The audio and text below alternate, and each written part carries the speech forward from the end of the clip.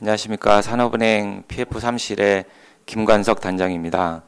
오늘 제가 강의할 내용은 저희 산업은행이 베트남 하노이에서 지금 진행하고 있는 PF 사례 4건과 그리고 자금 조달 측면에서의 부동산 투자 전략에 대해서 말씀을 드리도록 하겠습니다. 첫 번째 사업은 대우건설이 2006년부터 15년 가까이 지금 개발을 해오고 있는 복합 신도시인 스타레이크 시티 개발 사업입니다. 본건 사업은 1단계와 2단계로 나눠서 지금 진행이 되고 있는데요. 전체 사업비는 약 32억 불 정도 되고요. 1단계 사업은 거의 마무리 단계에 있습니다. 그리고 2단계 사업은 토지 보상 중에 있어서 토지 보상이 끝나면 내년부터 아마 진행이 되지 않을까 싶습니다.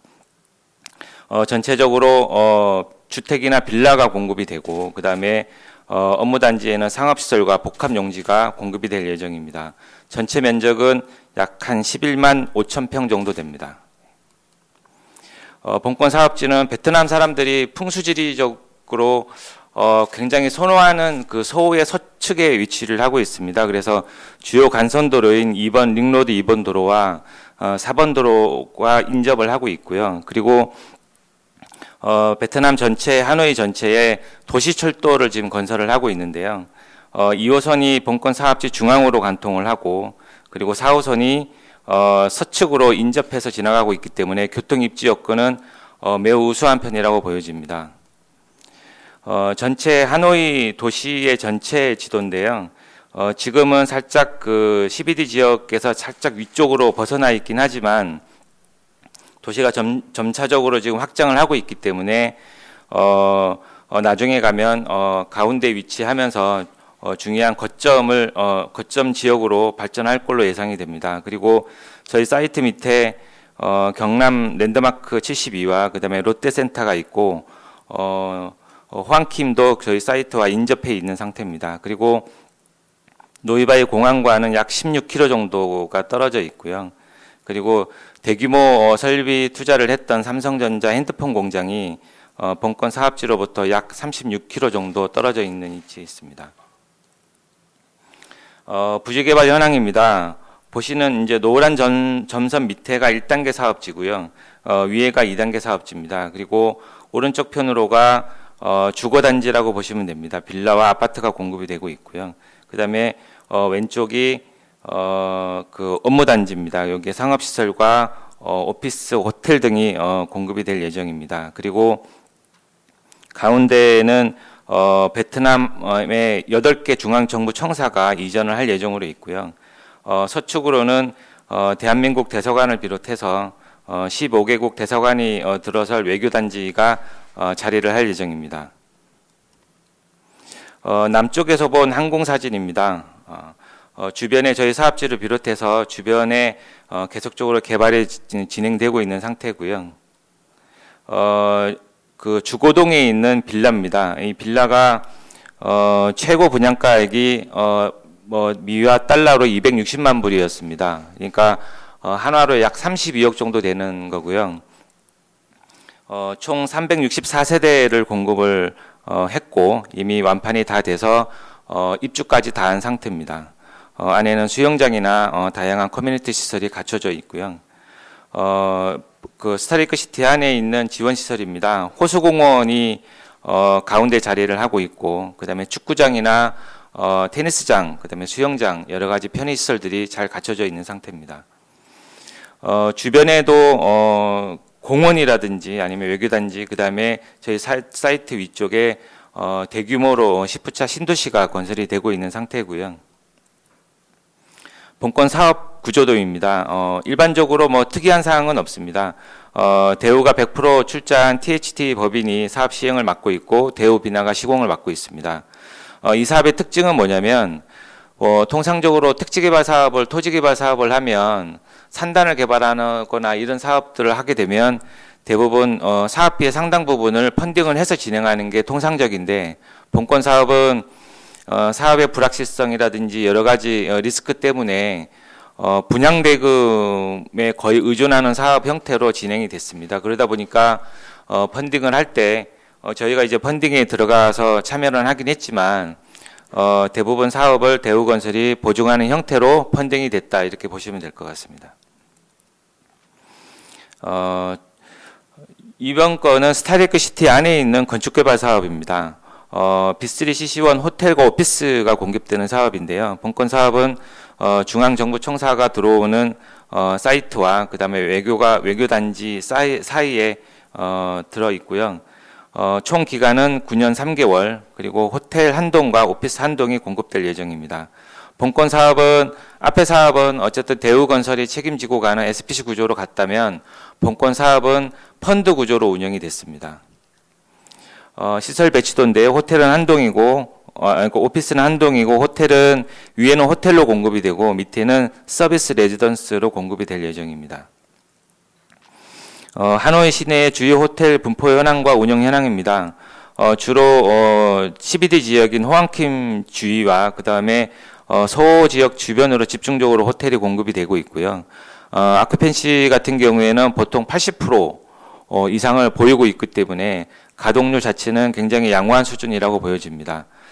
당연히 지금 이제 코로나 사태 때문에 이 부분은 아마 올해 좀 가동률이 좀 떨어질 거라고 예상이 되고 있습니다.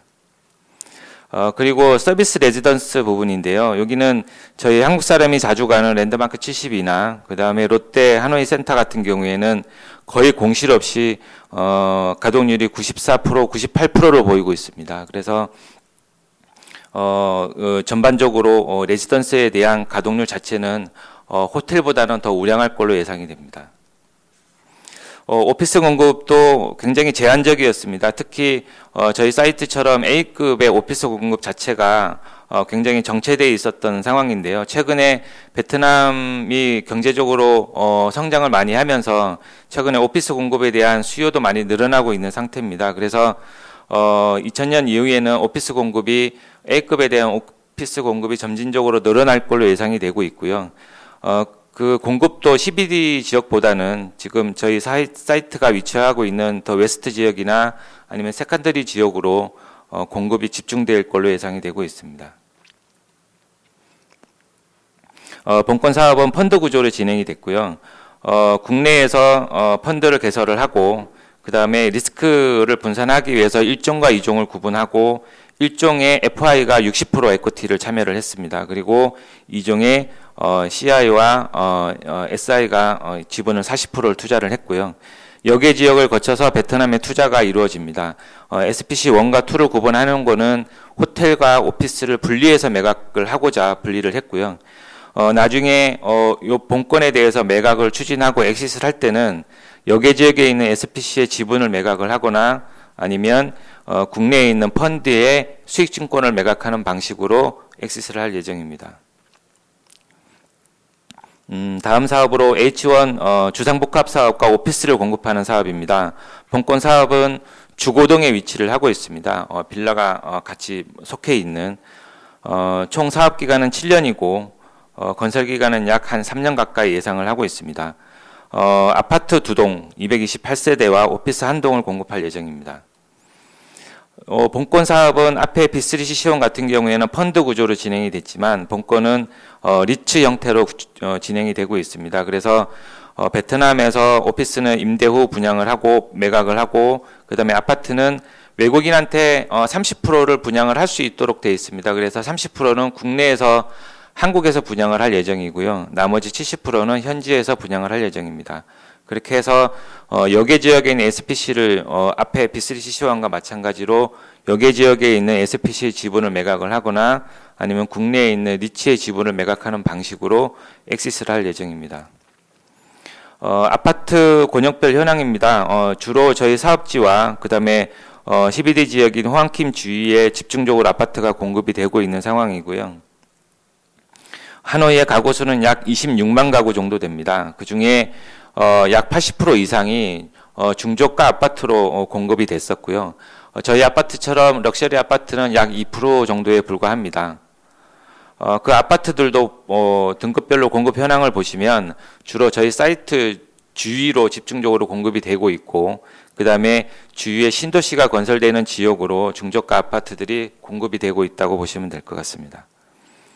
아파트 가격의 추이입니다. 2017년도부터 럭셔리 아파트에 대한 가격은 점진적으로 상승하고 있지만 주변에 신도시가 건설이 되면서 중저가 아파트들이 공급이 늘어나고 있어서 가격 자체는 정체 중에 있는 상태입니다. 본권 사업의 구조도는 앞에서 말씀드렸듯이 리츠 구조로 진행이 될 예정이고요. FI 지분이 65%로 조달이 돼서 전반적으로 사업 시행자의 자금 부담 완화를 한 사업이라고 보시면 될 것 같습니다. 마지막으로 한국형 복합 도매시장 개발 사업입니다. 본권 사업은 하노이시가 재래시장이 굉장히 노후화되어 있고 위상적으로 문제가 있기 때문에 우리나라에 있는 가락동 농산물처럼 그런 현대화된 유통 시스템을 도입을 하고자 국내 법인인 파나시아 원화프로 17년 3월에 예비투자 허가를 해주면서 사업이 진행이 됐고요. 총 사업비는 약 1억 500만 불 정도 수준입니다. 경매동과 물류시설, 지원시설, 그 다음에 공공시설 용지가 공급이 될 예정이고요. 이러한 복합 도매시장은 이러한 환경 문제, 위생적인 문제, 그 다음에 가격이 비합리적인 문제를 해결하고자 도매시장을 도입을 하려고 하고 있고, 그러한 일환으로 CBD 지역에 있는 롱비엔 도매시장을 지금 철거를 결정을 한 상태입니다. 사진에서 보시는 바와 같이 상온 상태에서 그냥 그 갑판에 놓고 팔고 있기 때문에 위생상의 문제가 많이 발생하고 있는 것으로 알고 있습니다. 그래서 하노이에는 8개의 도매시장이 있는데요. 그 중에 2개가 이제 폐쇄 결정이 됐고 2030년까지 총 5개의 현대화되어 있는 유통 도매시장을 도입을 할 예정입니다. 그 중에 저희 사업장이 제일 빨리 진행이 될 예정이고요. 본권에 대한 사업 구조도는 아직 확정이 되지는 않았습니다. 그렇지만 베트남 땅에서 경매동에 대한 부분은 계속적으로 운영을 하고 나머지 부지들은 매각을 통해서 투자비를 회수할 예정으로 있습니다. 이상으로 사례를 말씀을 드렸고요. 금융조달 측면에서 자금 조달의 방식의 변화에 대해서 간단하게 말씀드리겠습니다. 보통 일반적으로는 사업 시행자가 대부분의 자금과 리스크를 부담하는 구조로 진행이 되는데 앞에서 말씀드린 그런 사례처럼 FI가 PF 대주단의 역할을 나중에 할 수 있으면서 FI가 지분에 참여를 함으로써 리스크와 자금 부담 완화를 분산시키는 효과가 있었고요. 거기에 따라서 차후에 PF를 조달할 때도 충분히 도움이 되고 그 다음에 사업 추진력에도 크게 도움이 될 거라고 예상이 됩니다. 다시 말씀드리면 리스크와 시행이익이 집중이 돼 있었다면 향후에는 분산되는 그런 사업 방식으로 진행이 될 걸로 예상이 됩니다.